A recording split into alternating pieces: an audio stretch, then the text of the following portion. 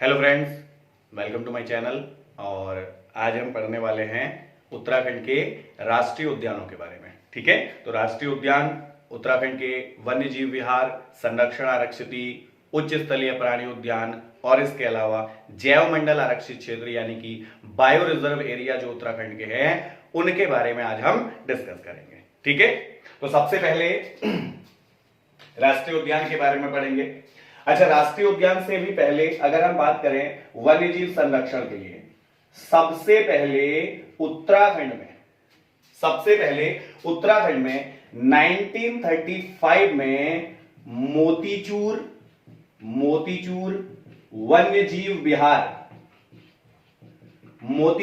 वन्यजीव विहार की स्थापना सन 1935 में की गई थी। सबसे पहले उत्तराखंड में मोतीचूर वन्यजीव विहार ही स्थापित हुआ था। लेकिन 1983 में मोतीचूर वन्यजीव विहार को राजाजी राष्ट्रीय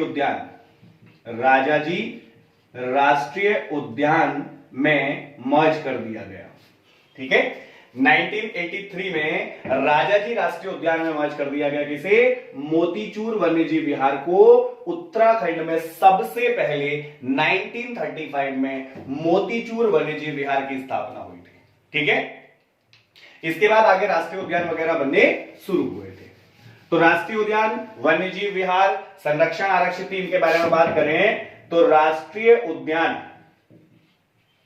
उत्तराखंड में 6 राष्ट्रीय उद्यान हैं।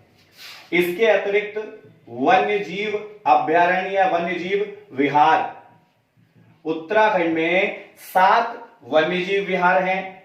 ठीक, इसके अतिरिक्त संरक्षण आरक्षित यानी कि वेटलैंड, तो 4 वेटलैंड एरिया है उत्तराखंड में, आर्द्र भूमि क्षेत्र है 4। ठीक है, इसके अलावा उच्च स्थलीय प्राणी उद्यान, उत्तराखंड में उच्च स्थलीय प्राणी उद्यान की संख्या मात्र 1 है। और जैव मंडल आरक्षित क्षेत्र भी उत्तराखंड में एक ही है। ठीक है, तो 7 राष्ट्रीय उद्यान है उत्तराखंड में, 6 राष्ट्रीय उद्यान हैं, 7 वन्यजीव विहार हैं, 4 संरक्षण आरक्षित यानी वेटलैंड यानी आर्द्र भूमि क्षेत्र हम जिसे कहते हैं वो है। इसके अलावा 1 उच्च स्थलीय प्राणी उद्यान और 1 जैव मंडल आरक्षित क्षेत्र भी उत्तराखंड में स्थित है। ठीक है, 1 बाय 1 पढ़ेंगे इनके बारे में। तो सबसे पहले बात करते हैं राष्ट्रीय उद्यान के बारे में। सबसे पहले राष्ट्रीय उद्यान, उत्तराखंड में स्थापित होने वाला पहला राष्ट्रीय उद्यान जिम कॉर्बेट नेशनल पार्क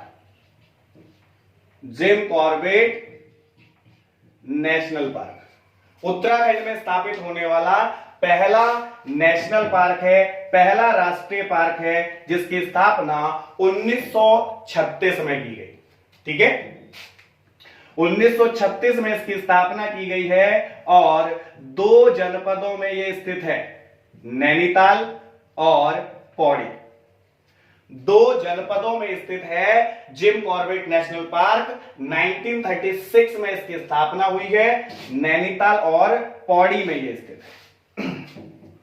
1936 में जब इसकी स्थापना हुई तो इसका नाम हैली नेशनल पार्क रखा गया था।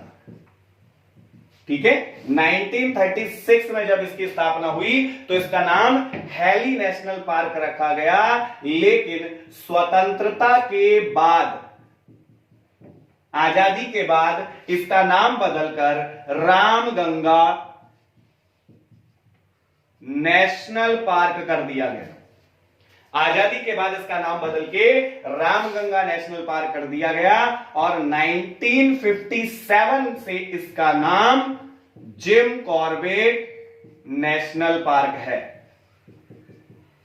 जिम कॉर्बेट नेशनल पार्क इसका नाम 1957 से रखा गया है। ठीक है, इसके अतिरिक्त 1973 1973 में भारत की पहली टाइगर परियोजना, भारत की पहली टाइगर परियोजना जिम कॉर्बेट नेशनल पार्क में ही लॉन्च की गई थी। ठीक है, तो जिम कॉर्बेट नेशनल पार्क में सबसे पहली टाइगर परियोजना लॉन्च की गई थी। टाइगर रिजर्व इसको घोषित किया गया था जिम कॉर्बेट नेशनल पार्क को, और पूरे भारत में टाइगर रिजर्व घोषित होने वाला यह पहला राष्ट्रीय उद्यान है कॉर्बेट नेशनल पार्क जिसका नाम है। ठीक, इसके अतिरिक्त उत्तराखंड में सबसे ज्यादा पर्यटक जिम कॉर्बेट नेशनल पार्क में ही आते हैं। उत्तराखंड में सबसे ज्यादा पर्यटक कहां आते हैं? जिम कॉर्बेट नेशनल पार्क में आते हैं। ठीक है, इसके अलावा सेकंड हाईएस्ट की बात करें तो दूसरा सबसे ज्यादा पर्यटक राजाजी राष्ट्रीय उद्यान में आते हैं। ठीक है, आगे पढ़ेंगे राजाजी राष्ट्रीय उद्यान। तो दूसरा राजाजी राष्ट्रीय उद्यान है जिसमें सेकंड हाईएस्ट टूरिस्ट यहां पर आता है। ठीक है, इसके अतिरिक्त तीसरे नंबर पे है फूलों की घाटी राष्ट्रीय उद्यान। तो तीसरा ऐसा उद्यान जिसमें सबसे ज्यादा पर्यटक आते हैं फूलों की घाटी राष्ट्रीय उद्यान है। ठीक है, सबसे ज्यादा पर्यटक जिम कॉर्बेट में, सेकंड हाईएस्ट पर्यटक राजाजी राष्ट्रीय उद्यान में, और थर्ड हाईएस्ट पर्यटक जो आते हैं वो फूलों की घाटी में आते हैं। ठीक, क्षेत्रफल की अगर हम बात करें तो राजाजी राष्ट्रीय उद्यान का क्षेत्रफल 520.82 किलोमीटर स्क्वायर, 520.82 किलोमीटर क्षेत्रफल है किसका? राजाजी राष्ट्रीय उद्यान का। और इसमें से इस 520 में से 312 किलोमीटर स्क्वायर पौड़ी में और 208 किलोमीटर स्क्वायर नैनीताल में स्थित है। ठीक है, 520 किलोमीटर स्क्वायर में से 312 किलोमीटर स्क्वायर क्षेत्रफल पौड़ी गढ़वाल में स्थित है और 208 किलोमीटर स्क्वायर क्षेत्रफल नैनीताल जनपद में स्थित है। तो जिम कॉर्बेट नेशनल पार्क का ज्यादातर हिस्सा पौड़ी गढ़वाल में है। ठीक, प्रवेश द्वार की बात करें तो जिम कॉर्बेट नेशनल पार्क का प्रवेश द्वार ढिकाला है। जिम कॉर्बेट नेशनल पार्क का प्रवेश द्वार किसे कहते हैं? ढिकाला को जिम कॉर्बेट नेशनल पार्क का प्रवेश द्वार कहा जाता है। इसके अतिरिक्त जिम कॉर्बेट नेशनल पार्क के बीच से रामगंगा, पश्चिमी रामगंगा नदी बहती है। पश्चिमी रामगंगा नदी बहती है और पाटली दून ये दोनों ही जिम कॉर्बेट नेशनल पार्क के मध्य में स्थित है, बीच में स्थित है। ठीक है, 2012 में जिम कॉर्बेट नेशनल पार्क के चारों ओर 500 मीटर तक का क्षेत्र, जिम कॉर्बेट नेशनल पार्क में के चारों ओर 500 मीटर तक का जो क्षेत्र है इसको साइलेंट जोन, इसे साइलेंट जोन घोषित किया गया 2012 में। जिम कॉर्बेट नेशनल पार्क के चारों ओर जो 500 मीटर तक का क्षेत्र है इसे सन 2012 में साइलेंट जोन घोषित किया गया। और इसके अतिरिक्त 2013 में यहां पर STPF का गठन किया गया है, स्पेशल टाइगर प्रोटेक्शन फोर्स। ठीक है, special tiger protection force STPF का गठन किया गया सन 2013 में किया गया है। ठीक है, तो ये Jim Corbett national park Bharat में उत्तराखंड में स्थापित होने वाला पहला राष्ट्रीय पार्क है, जिम कॉर्बेट नेशनल पार्क। 1936 में इसकी स्थापना हुई थी। ठीक है, प्रारंभ में इसका नाम सर हेली के नाम पर था, बाद में पश्चिमी रामगंगा और वर्तमान में इसका नाम जो है वो जिम कॉर्बेट नेशनल पार्क रखा गया है। ठीक है, दूसरा नेशनल पार्क पढ़ते हैं गोविंद राष्ट्रीय उद्यान। गोविंद राष्ट्रीय उद्यान, ठीक है। गोविंद राष्ट्रीय उद्यान स्थित है आपका उत्तरकाशी में। गोविंद राष्ट्रीय उद्यान स्थित है उत्तरकाशी में और इसकी स्थापना हुई है सन 1980 में। स्थापना 1980 में, और कहां स्थित है? उत्तरकाशी में स्थित है गोविंद राष्ट्रीय उद्यान। ठीक, गोविंद राष्ट्रीय उद्यान में भोजपत्र भी पाए जाते हैं। तो भोजपत्र कहां पाए, किस राष्ट्रीय उद्यान में पाए जाते हैं? तो गोविंद राष्ट्रीय उद्यान हमारा एक ऐसा नेशनल पार्क है जहां भोजपत्र भी पाए जाते हैं। ठीक है, इसके बाद तीसरा राष्ट्रीय उद्यान देखते हैं नंदा देवी राष्ट्रीय उद्यान। ठीक है, तीसरा राष्ट्रीय उद्यान है हमारा नंदा देवी राष्ट्रीय उद्यान, और नंदा देवी राष्ट्रीय उद्यान की स्थापना 1982 में। नंदा देवी राष्ट्रीय उद्यान की स्थापना 1982 में की गई है, और यह कहां स्थित है?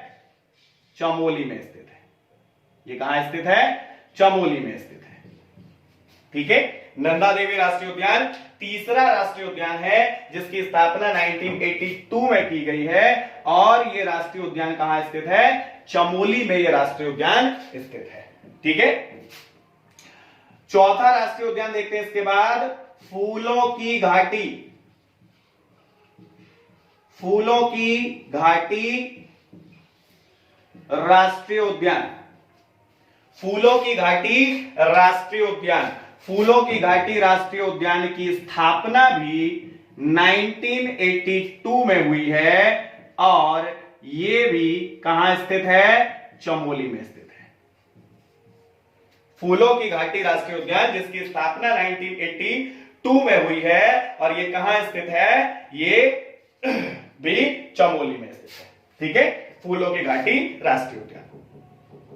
क्षेत्रफल की बात करें तो इसका क्षेत्रफल 87.5 किलोमीटर स्क्वायर है। 87.5 किलोमीटर इसका क्षेत्रफल है। ठीक है, अच्छा, क्षेत्रफल ऊपर नहीं पढ़ा हमने। गोविंद राष्ट्रीय उद्यान का क्षेत्रफल 472 किलोमीटर स्क्वायर, और नंदा देवी राष्ट्रीय उद्यान का क्षेत्रफल 624 किलोमीटर स्क्वायर है। ठीक है, क्षेत्रफल भी याद रखेंगे इनका। गोविंद राष्ट्रीय उद्यान का क्षेत्रफल 472 किलोमीटर स्क्वायर और नंदा देवी राष्ट्रीय उद्यान का क्षेत्रफल 624 किलोमीटर स्क्वायर। फूलों की घाटी राष्ट्रीय उद्यान 1982 में स्थापना चमोली में है और क्षेत्रफल 87.5 किलोमीटर स्क्वायर इसका क्षेत्रफल है। ठीक है, फूलों की घाटी राष्ट्रीय उद्यान उत्तराखंड का सबसे छोटा राष्ट्रीय उद्यान है फूलों की घाटी राष्ट्रीय उद्यान, जिसका क्षेत्रफल मात्र 87.5 किलोमीटर स्क्वायर है। ठीक है, इसके अतिरिक्त फूलों की घाटी राष्ट्रीय उद्यान की खोज 1931 में, सन 1931 में फूलों की घाटी की खोज फ्रैंक स्माइथ ने की थी। ठीक है, फूलों की घाटी की खोज 1931 में फ्रैंक स्माइथ ने की थी, और इसे स्माइथ घाटी, इसीलिए इसे स्माइथ घाटी, फ्रैंक स्माइथ घाटी भी कहा जाता है। ठीक है, फूलों की घाटी को। इसके अलावा स्कंद पुराण में फूलों की घाटी को नंदनकानन, स्कंद पुराण में फूलों की घाटी को नंदनकानन कहा गया है, और मेघदूत, कालिदास की मेघदूत में इसको अलका कहा गया है। कालिदास की मेघदूत में फूलों की घाटी के लिए अलका शब्द का प्रयोग हुआ है, अलका इसको कहा गया है। ठीक है, तो स्कंद पुराण में इसे नंदन कानन कहा गया है, मेघदूत में इसको अलका कहा गया है। ठीक, इसके अतिरिक्त इसको गंधमादन घाटी, गंधमादन घाटी भी कहते हैं, क्योंकि ये गंधमादन पर्वतों के बीच स्थित है। गंध और मादन पर्वतों के बीच स्थित है फूलों की घाटी, इसलिए इसे गंधमादन घाटी भी कहा जाता है, यह भी इसका एक नाम है। इसके अतिरिक्त पुष्पावली, पुष्पावली, भ्योंडार, ये भी इसके अन्य नाम है। तो इतने नामों से फूलों की घाटी को जाना जाता है। उत्तराखंड का सबसे छोटा राष्ट्रीय उद्यान है ये। ठीक, यहां लगभग 400 किस्म के फूलों के बीज पाए जाते हैं, 400 किस्म के फूल यहां पर पाए जाते हैं, प्रजातियां पाई जाती हैं। ठीक है, इनमें से 250 किस्म के फूलों के बीज फ्रैंक स्माइथ अपने साथ लेकर के गया था। ठीक, और फ्रैंक स्माइथ ने एक पुस्तक लिखी थी जिसका नाम था the valley of flower. The valley of flower नाम की पुस्तक फ्रैंक स्माइथ की है। इसी पुस्तक से दुनिया को फूलों की घाटी के बारे में पता चला और आगे चलकर इसको प्रसिद्धि प्राप्त हुई। ठीक है, सन 2005 में यूनेस्को ने फूलों की घाटी को राष्ट्रीय धरोहर 2005 में यूनेस्को द्वारा फूलों की घाटी को राष्ट्रीय धरोहर नहीं, विश्व विरासत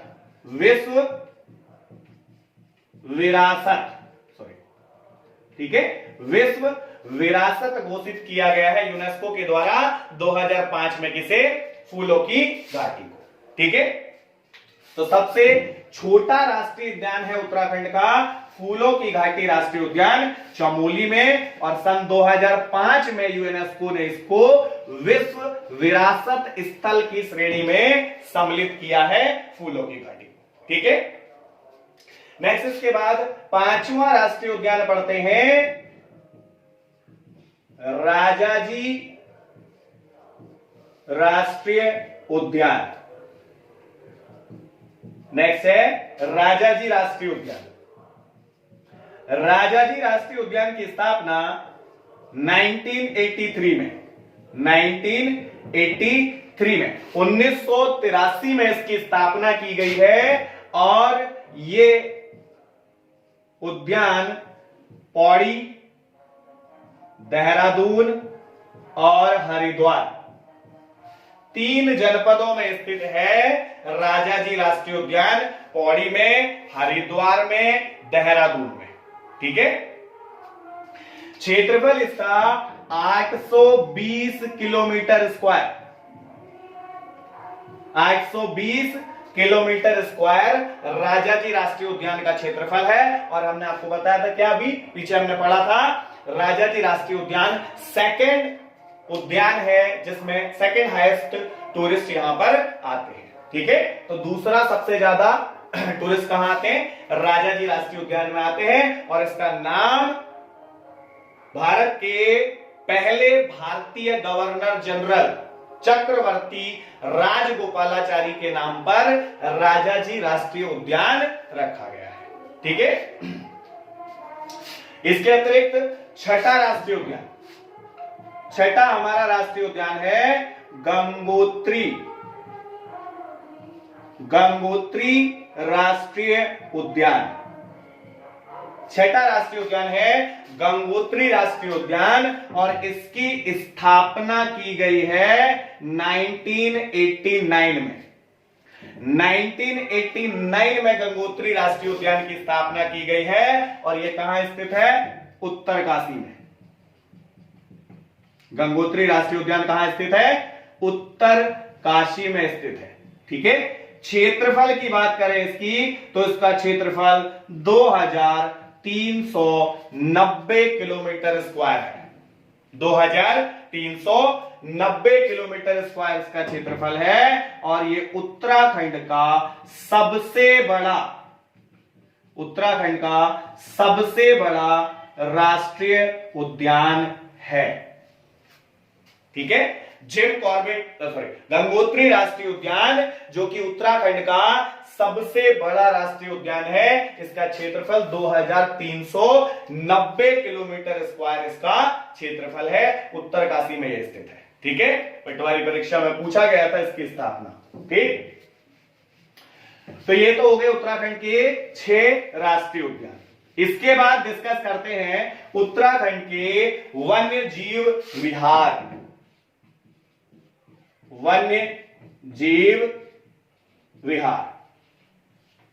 ठीक है, 7 वन्यजीव विहार है उत्तराखंड में 7 वन्यजीव विहार हैं जिनके बारे में डिस्कस करेंगे। तो पहला वन्यजीव विहार है गोविंद वन्यजीव विहार, जिसकी स्थापना 1955 में हुई है। 1955 में हुई है और यह कहां स्थित है? उत्तरकाशी में। गोविंद वन्यजीव विहार जिसकी स्थापना 1955 में हुई है, कहां स्थित है? उत्तरकाशी में स्थित है और इसका क्षेत्रफल 485 किलोमीटर स्क्वायर। गोविंद वन्यजीव विहार की स्थापना सन 1985, उत्तरकाशी में, क्षेत्रफल 485। और ये किस चीज के लिए फेमस है? तो स्नो लेपर्ड, हिम तेंदुआ। ठीक है, हिम तेंदुआ के लिए प्रसिद्ध है, स्नो लेपर्ड के लिए प्रसिद्ध है गोविंद वन्यजीव विहार, जो कि उत्तरकाशी में स्थित है। स्थापना इसकी 1955 में हुई है। ठीक है, अगला है इसके बाद दूसरा वन्यजीव विहार है केदारनाथ वन्यजीव विहार। केदारनाथ वन्यजीव विहार की स्थापना 1972 में स्थापना हुई है इसकी 1972 में और ये 2 जनपदों में स्थित है, रुद्रप्रयाग और चमोली में। ठीक है, कितने जनपदों में स्थित है? 2 जनपदों में स्थित है, रुद्रप्रयाग में और चमोली में। ठीक, क्षेत्रफल है इसका 957 किलोमीटर स्क्वायर। 957 किलोमीटर स्क्वायर इसका क्षेत्रफल है और ये उत्तराखंड का सबसे बड़ा वन्य जीव विहार है। केदारनाथ वन्यजीव विहार जिसकी स्थापना 1972 में हुई है, रुद्रप्रयाग चमोली 2 जनपदों में यह पड़ता है, क्षेत्रफल 957 किलोमीटर स्क्वायर और उत्तराखंड का सबसे बड़ा वन्यजीव विहार है केदारनाथ वन्यजीव विहार। ठीक है, तीसरा इसके बाद बात करते हैं अस्कोट वन्य जीव विहार। अस्कोट वन्यजीव विहार जिसकी स्थापना 1986 में हुई है, 1986 में हुई है और ये अस्कोट पिथौरागढ़ में स्थित है। कहां स्थित है? अस्कोट पिथौरागढ़ में ये राष्ट्रीय उद्यान, ये वन्यजीव विहार स्थित है और क्षेत्रफल इसका 600 किलोमीटर स्क्वायर। अस्कोट वन्यजीव विहार 1986 में इसकी स्थापना हुई है पिथौरागढ़ में और क्षेत्रफल है 600 किलोमीटर स्क्वायर। ठीक, अस्कोट वन्यजीव विहार कस्तूरी मृग के लिए प्रसिद्ध है। कस्तूरी हिरन यहां पर पाया जाता है। उत्तराखंड का राज्य पशु कस्तूरी मृग के लिए प्रसिद्ध है अस्कोट वन्य जीव विहार जिसकी स्थापना 1986 में हुई है। ठीक है, इसके बाद बात करते हैं अगला सोना नदी वन्यजीव विहार। सोना नदी वन्यजीव विहार। ठीक है, सोना नदी वन्यजीव विहार की स्थापना 1987 पौड़ी गढ़वाल में हुई है।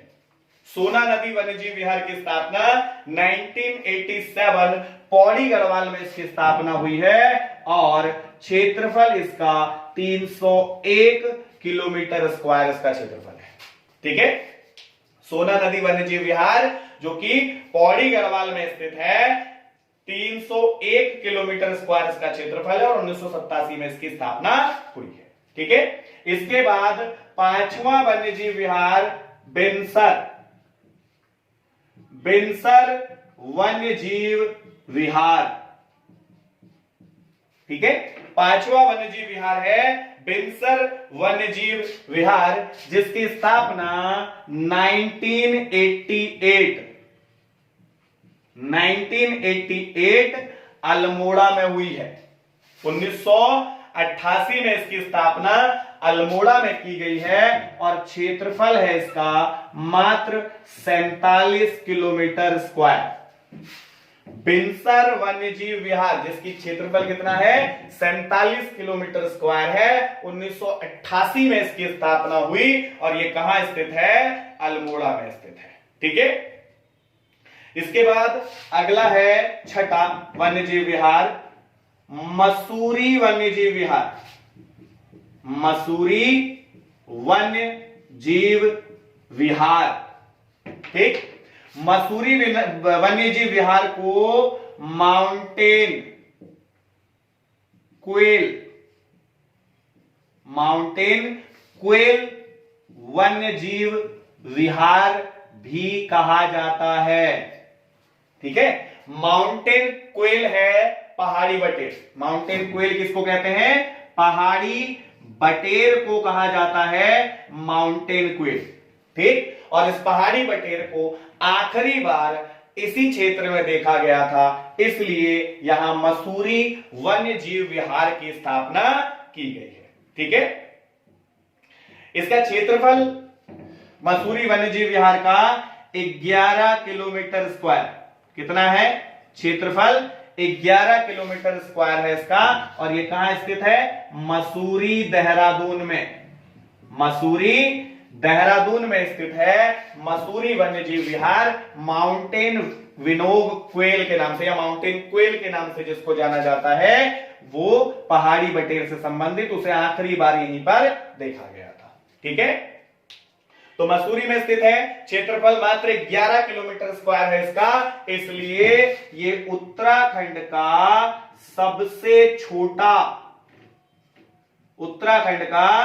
सबसे छोटा वन्यजीव विहार है मसूरी वन्यजीव विहार। ठीक है, सबसे छोटा वन्यजीव विहार कौन सा है, मसूरी वन्यजीव विहार है सबसे छोटा। क्लियर, छठा। सातवां देखते हैं इसके बाद, सातवां वन्यजीव विहार है नंधौर वन्यजीव विहार। यह सातवां और सबसे नया वन्यजीव विहार है क्योंकि इसकी स्थापना 2012 में की गई है। स्थापना 2012 में नंधौर वन्यजीव विहार की स्थापना की गई है और यह नंधौर नदी के ही तट पर है, नैनीताल में। कहां स्थित है, नैनीताल में यह स्थित है और क्षेत्रफल इसका 270 किलोमीटर स्क्वायर, 270 किलोमीटर स्क्वायर इसका क्षेत्रफल है। ठीक है, तो नंधौर वन्यजीव विहार स्थापना 2012, नंधौर नदी के तट पर, नैनीताल, और नैनीताल के साथ थोड़ा सा ऊधम सिंह नगर भी। ठीक है, नैनीताल के साथ ऊधम सिंह नगर में भी ये पड़ता है, तो 2 जनपदों में नैनीताल और ऊधम सिंह नगर में है। क्षेत्रफल इसका 270 किलोमीटर स्क्वायर है। ठीक है, तो ये 7 वन्यजीव विहार हैं जो कि उत्तराखंड में स्थित है। ठीक, 6 राष्ट्रीय उद्यान, 7 वन्यजीव विहार, इसके बाद पढ़ेंगे 4 संरक्षण आरक्षिती या जिसे हम कहते हैं वेटलैंड, संरक्षण आरक्षिती या फिर वेटलैंड, जिसको हम कहते हैं आर्द्र भूमि क्षेत्र, जिसे कि हम कहते हैं। ठीक है, तो नेक्स्ट हम पढ़ेंगे संरक्षण आरक्षिति। संरक्षण आरक्षिति इसके बाद अगला है, जिसमें सबसे पहली संरक्षण आरक्षिति है आसन वेटलैंड। आसन वेटलैंड संरक्षण आरक्षिति।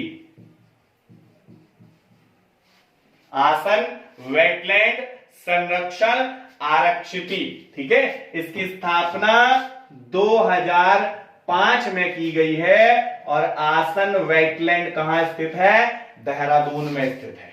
आसन वेटलैंड कहां स्थित है? देहरादून में स्थित है और क्षेत्रफल इसका अप्रॉक्स 440 वर्ग हेक्टेयर,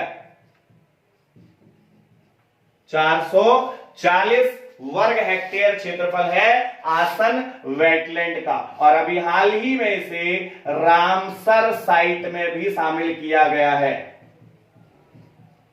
रामसर साइट में इसको शामिल किया गया है। ठीक है, तो उत्तराखंड का ऐसा स्थान जो रामसर साइट में शामिल किया गया आसन वेटलैंड संरक्षण आरक्षिति है, आसन आर्द्र भूमि क्षेत्र है। रामसर साइट में उन स्थानों को सम्मिलित किया जाता है जो वैश्विक महत्व के क्षेत्र हैं। ठीक है, ऐसे ही आसन वेटलैंड को इसलिए इसमें शामिल किया गया है। दूसरा इसके बाद देखते हैं, दूसरा है झिलमिल झील संरक्षण आरक्षिति। झिलमिल झील संरक्षण आरक्षिति। ठीक है, झिलमिल झील संरक्षण आरक्षिति की स्थापना भी 2005 में की गई है और ये हरिद्वार में स्थित है। कहां स्थित है? हरिद्वार में ये स्थित है। 2005 में इसकी स्थापना की गई है और 3783 वर्ग हेक्टेयर इसका क्षेत्रफल है। ठीक है, 3783 वर्ग हेक्टेयर इसका क्षेत्रफल है झिलमिल झील संरक्षण आरक्षिति का। ठीक है, झिलमिल झील संरक्षण आरक्षिति जनरली बारहसिंहा के लिए प्रसिद्ध है। ठीक है, बारहसिंहा के लिए प्रसिद्ध है झिलमिल झील संरक्षण आरक्षिति। झिलमिल झील वेटलैंड जो हरिद्वार में स्थित है किसके लिए प्रसिद्ध है? बारहसिंहा के लिए ये प्रसिद्ध है। चौथा देखते हैं इसके बाद, चौथी संरक्षण आरक्षिति है पवलगढ़। पवलगढ़ संरक्षण आरक्षिति।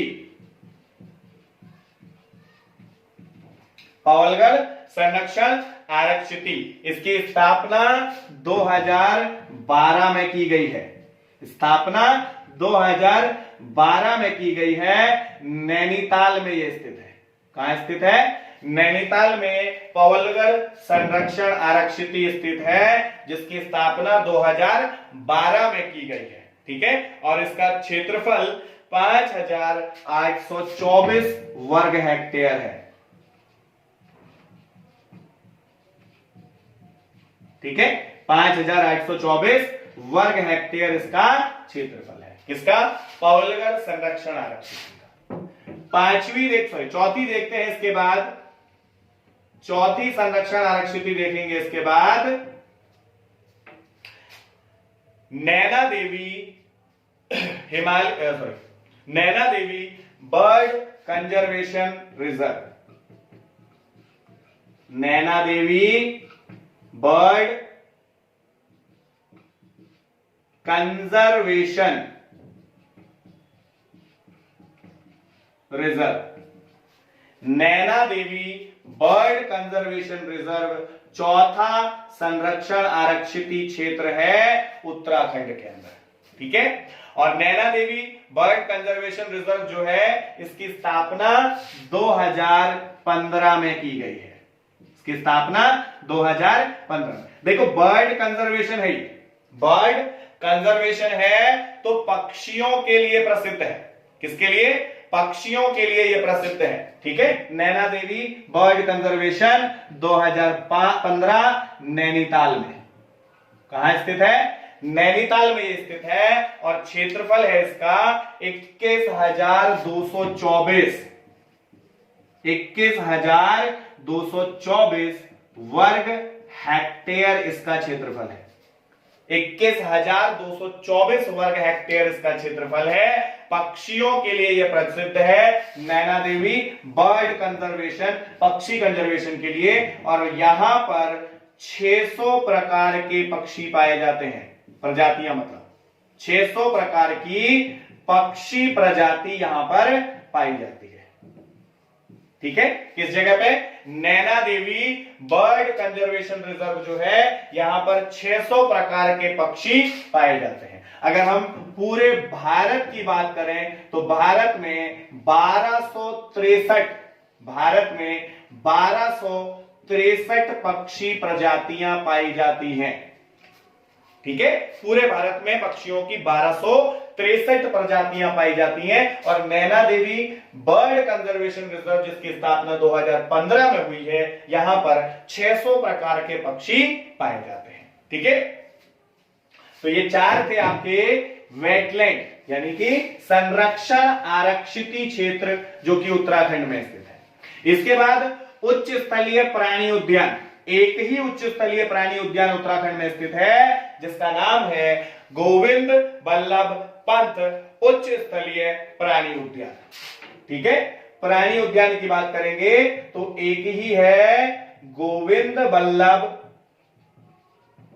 पंत उच्च स्थलीय प्राणी उद्यान। ठीक है, गोविंद बल्लभ पंत उच्च स्थलीय प्राणी उद्यान जिसकी स्थापना 1995 में नैनीताल में की गई है। ठीक है, कहां है ये? 1995 में इसकी स्थापना नैनीताल में की गई है, गोविंद बल्लभ पंत उच्च स्थलीय प्राणी उद्यान। ठीक है, और क्षेत्रफल है इसका 4.6 किलोमीटर स्क्वायर। ठीक है, उच्च स्थलीय प्राणी उद्यान जिसका क्षेत्रफल है 4.6 किलोमीटर स्क्वायर। ठीक है, इसके अतिरिक्त हमने बोला था एक जैव मंडल आरक्षित क्षेत्र, एक जैव मंडल आरक्षित क्षेत्र भी उत्तराखंड में स्थित है जिसका नाम है नंदा देवी जैव मंडल आरक्षित क्षेत्र। नंदा देवी जैव मंडल आरक्षित क्षेत्र। ठीक है, जैव मंडल आरक्षित क्षेत्र जिसको बायो रिजर्व एरिया भी कहते हैं, जिसे बायो रिजर्व एरिया भी कहा जाता है। और इसकी स्थापना 1988 में की गई है। स्थापना कब की गई? 1988 में नंदा देवी जैव मंडल आरक्षित क्षेत्र की स्थापना की गई है और 3 जनपदों में यह पड़ता है। कितने जिलों में? 3 जनपदों में यह स्थित है, चमोली, पिथौरागढ़ और बागेश्वर। चमोली, पिथौरागढ़ और बागेश्वर 3 जनपदों में यह पड़ता है और इसका क्षेत्रफल 2000, ठीक, इसका क्षेत्रफल 5,800 के समथिंग है। ठीक है, 5,800 समथिंग किलोमीटर स्क्वायर इसका क्षेत्रफल है। ठीक, और सन 1988 में ही यूनेस्को ने इसे विश्व धरोहर स्थल की सूची में शामिल किया।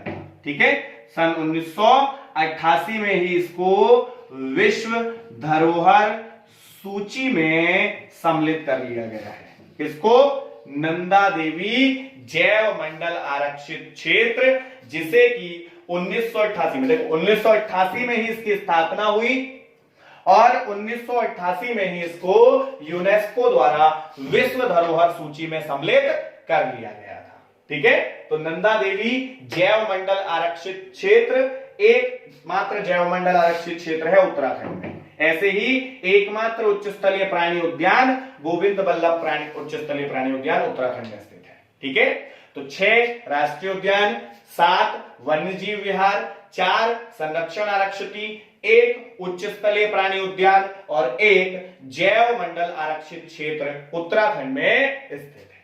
ठीक है, चलिए